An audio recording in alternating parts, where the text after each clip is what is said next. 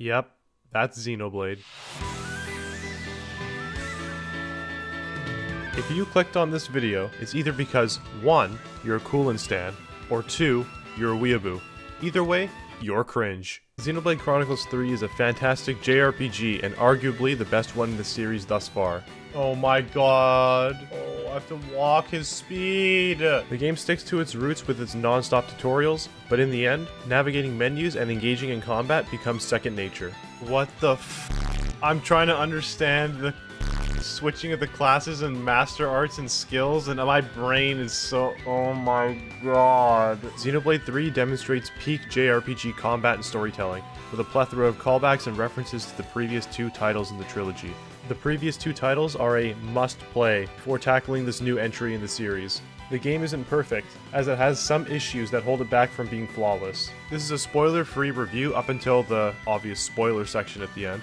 Xenoblade Chronicles 3 isn't for everyone, but if you're someone who loves in-depth combat mechanics, likable characters with believable character arcs, and emotional story beats, then this is the game for you.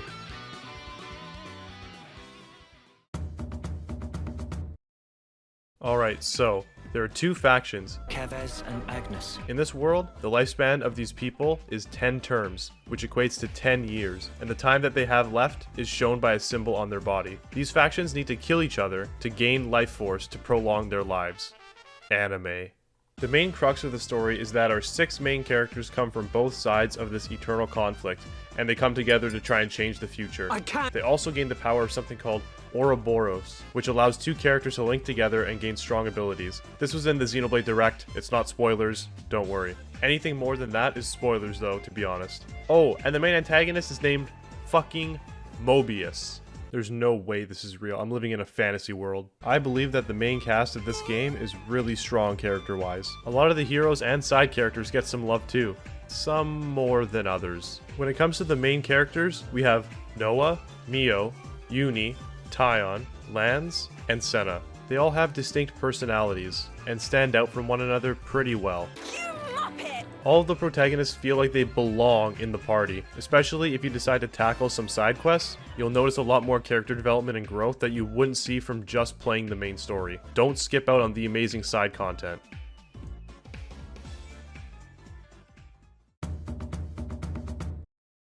This is the largest and most important topic in this video. Combat is absolutely superb and doesn't take 30 hours to get good like Xenoblade Chronicles 2 did. I believe that the combat alone is enough to warrant playing this game.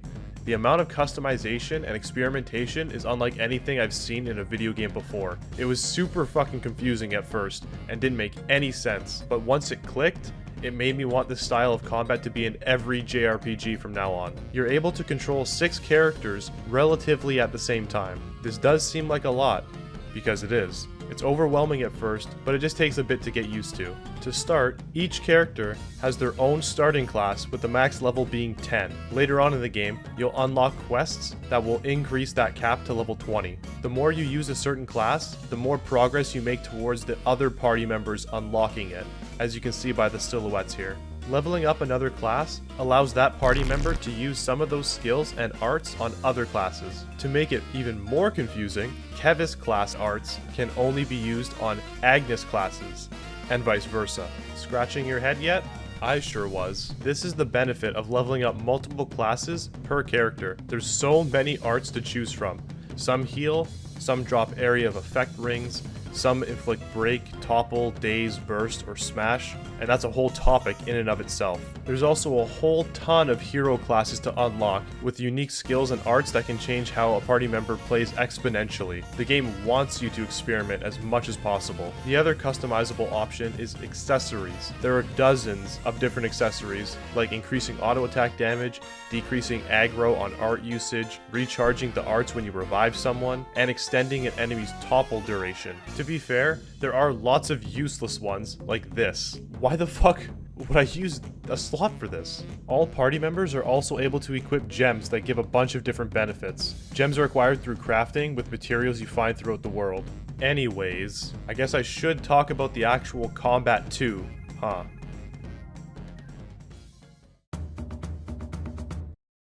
Xenoblade Chronicles 3 probably has the most satisfying and rewarding combat system I've experienced in any RPG. If I was playing on hard, I'd be mauling. In Xenoblade 2, the most fun character to play was Rex. This was only because he was the main character and got main character treatment. But in Xenoblade 3, every single character plays as if they are the main character. This opens up way more possibilities and always keeps encounters engaging. As soon as I got into my first battle, I instantly noticed something. The characters move fast as fuck.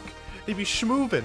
Look at the dashes. This allows you to gain a positional advantage on the enemy, which is absolutely huge. Early on in the game, the combat is mostly just about hitting enemies in the right spot to deal damage. Simple, right? Once you start unlocking new arts and heroes though, combat gets way more interesting. A minor mechanic that came back is arts canceling. This allows the player to link multiple arts together in quick succession without waiting for the recovery frames to end. As I mentioned before, the game incorporates break, topple, daze, launch, smash, and burst. For those of you who have no idea what the fuck any of that means, here's a quick rundown. Break allows enemies to be toppled. Topple knocks the enemy on its ass, and from there you can do one of two things. The first option is to daze the enemy so no attacks can miss. The second option is to launch the enemy and send it spinning through the air. Look at that fucking dumbass go. If you daze, you can follow up with burst. This effect removes the enraged buff that some enemies get when they reach a certain health threshold.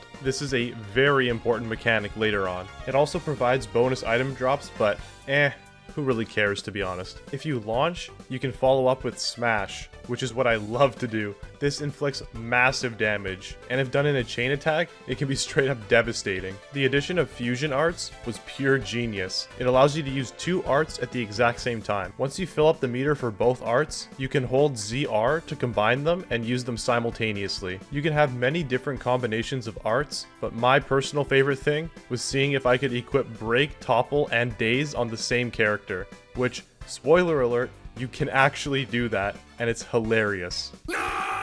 In combat, you have the ability to transform into the Ouroboros form, which leads to a whole new selection of abilities. Most of them are really powerful attacks that inflict break, topple, etc. There's a limit to how long you can use this form for, indicated by the gauge on the left of the screen. If you go over the limit, the form goes on cooldown, so try to cancel the interlink before that happens. You also gain access to the Ouroboros skill tree, where you can upgrade its damage, skills, and arts. This form is super abusable too, since you can just swap to your low health characters and make the interlink happen so they don't die. Unrelated to Ouroboros, there's a specific class in the game that I needed to bring up, the Soul Hacker class. This is a super bare bones class that isn't impressive whatsoever, until you decide to change that. When hunting down unique monsters, this class gains abilities from them. And look at the long list of abilities you can get.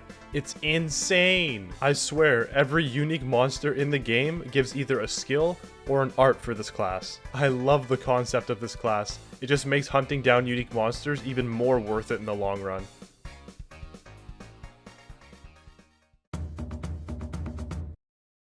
During battle, you build up your chain attack meter.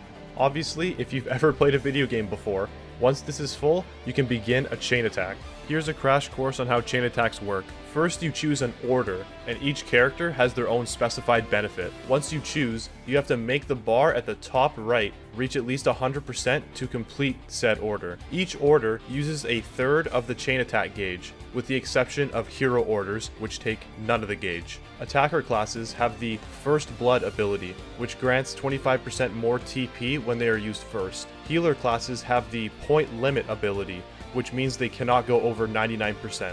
And Defender classes have the Back in Action ability, which guarantees that the character with the most TP reactivates next round. And all heroes in the game have different chain attack abilities, so you can use whichever hero suits your needs for the time being. Still with me? If the meter reaches 100%, the order is completed, an attack ensues, and then a character is reactivated. At 150%, 2 characters are reactivated, and at 200%, 3 characters are reactivated. For every order completed, your damage multiplier increases. If you manage to complete the order of 2 characters that can interlink, you gain access to their Ouroboros order. This does a metric fuck ton of damage, and you usually want to activate this order last since it ends the chain attack early if you don't. These chain attacks are dope.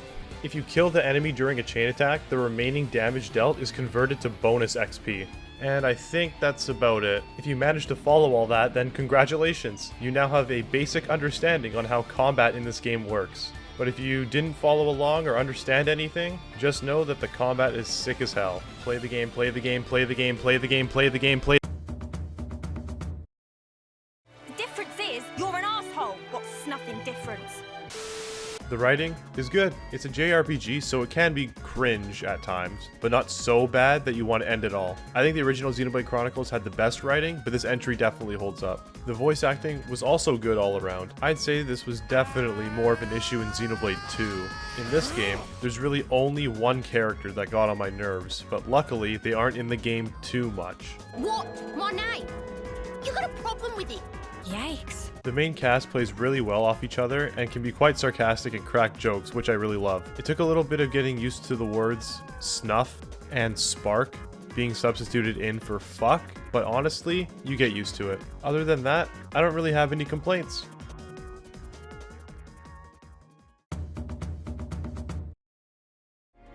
This is on the Switch! And all this stuff is like rendered. Shut up, bitch! For a game that's being held back by the Switch hardware, it looks pretty damn good. There can be some frame drops when there's too many elements on the screen or you're in a wide open space, but it was overall very nice to look at. Even though the game itself was nice to look at, that doesn't necessarily mean that all the environments were. I was more blown away by the scale of the game, not the actual environments you traverse. However, some areas were pretty neat, like this busted up city-like area. There's also a fucking awesome area once you reach chapter 5, but I won't spoil that. Most of the areas aren't that memorable, but coming across hidden areas and fighting Giga Chad enemies in the far reaches of the map made up for that fact. The world feels absolutely massive with tons to see. 5 XP, Pog! You'll always stumble upon new unique monsters to kill, even when you're least expecting it. What have I got? There's been times where I've gotten distracted for hours on end, all because one question mark in the far corner of the map caught my eye. The only thing I hate coming across are the fallen soldiers that you send off. It's 10 seconds of unskippable nonsense that only serves to annoy me, but that's just a minor nitpick.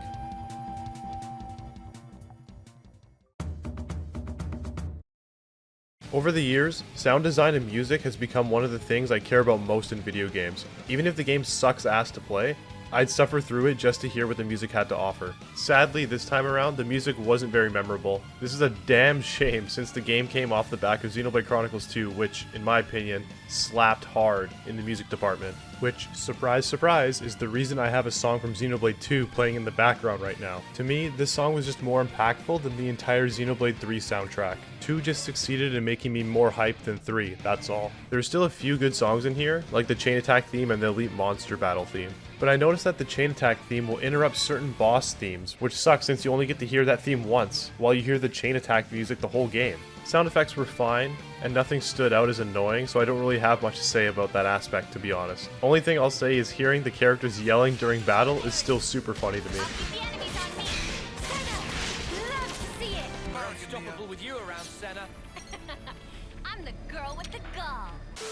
Unfortunately, I was hoping for a banger final boss theme, but my god, did it not hit. Thankfully, the ending theme did. If you want to play a game with an OST that is permanently on fire, play Bug Fables. Trust me.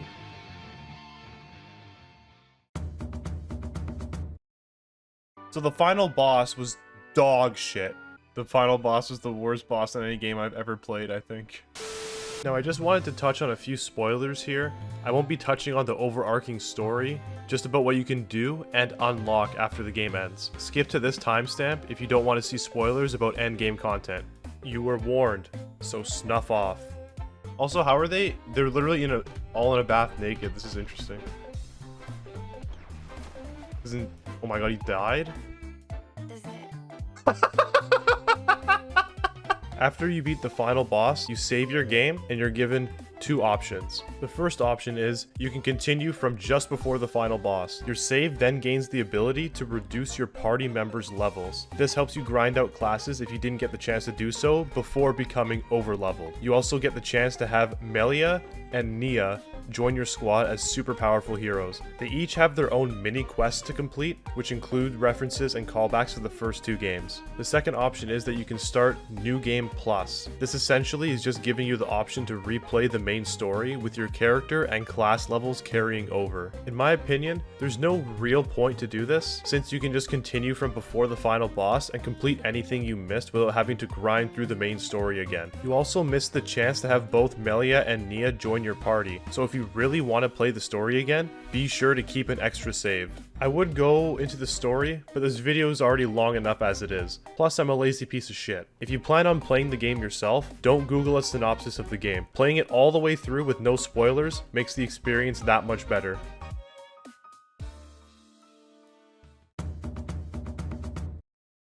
This is basically a TLDR section. I'll rapid fire my main and final thoughts here. Starting with the pros, easily the best combat in the series. It combines elements from previous entries and adds new ideas on top of that. It has interesting class mechanics and character customization. Has likable characters with distinct personalities and character development. The side quests feel impactful and are worth the extra time to discover and complete. Unlocking new heroes is exciting and very beneficial. It has an absurd amount of content. And finally, it has a satisfying ending with lots of unanswered questions, which leaves room for DLC. And yes, DLC is welcome, because the game is actually a complete experience. Next up, cons. It has a whole lot of tutorials, but truly it's for good reasons. The combat and UI can be overwhelming and daunting at first. Most locations weren't super memorable. The quality of music isn't as good as previous entries, with the chain attack music cutting into certain boss themes. And the final boss in general was a little underwhelming. If I were to score Xenoblade Chronicles 3, it'd be sitting at a cool 9 out of 10. I was originally gonna give it an 8 out of 10, but that honestly didn't sit right with me. The story, the characters, the combat, the ending, it all stuck with me as I was writing this review. I wanted more. I wanted to experience the game again for the first time. I loved it. In conclusion, the Weeb game is good. Engaging combat with a ton of room for customization and experimentation, a nice story with a satisfying conclusion, and an overall massive game that continuously throws content at the player without them even trying to find it. I decided to make this review because I wanted as many people as possible to experience this amazing game. You know what? I take it back. How can it be amazing when there's no fishing minigame? 0 out of 10.